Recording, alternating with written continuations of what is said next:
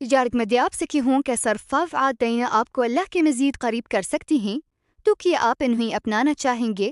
آخر تک ضرور دیکھیے، کیونکہ آخری بات شاید آپ کی زندگی بدل دے۔ السلام علیکم ورحمۃ اللہ وبرکاتہ۔ امید کرتی ہوں آپ سب خیریت سے ہوں گے۔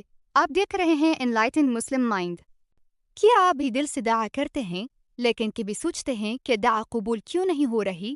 آج کی اس مختصر ویڈیو میں ہم جانیں گے دعا کی قبولیت کے 5 اہم آداب جو ہر مسلمان کو معلوم ہونے چاہئیں۔ سب سے پہلی بات، دعا ہمیشہ اخلاص اور پورے یقین کے ساتھ مانگیں۔ یقین رکھیں کہ اللہ تعالی ہر دعا سنتا ہے۔ دوسری بات، حلال روزی اختیار کریں۔ حلال رزق انسان کی عبادت اور دعا پر اچھا اثر ڈالتا ہے۔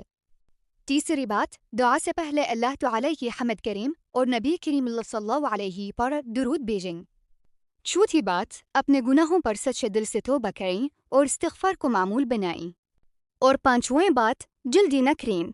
اگر دعا فوراً قبول نہ ہو تو مایوس نہ ہوں، کیونکہ اللہ تعالی ہر دعا کو اپنی حکمت کے مطابق قبول فرماتا ہے۔ کبھی وہ فوراً عطا کرتا ہے، کبھی بہتر وقت پر، اور کبھی اس کے بدلے کوئی آنے والی مصیبت دور فرما دیتا ہے۔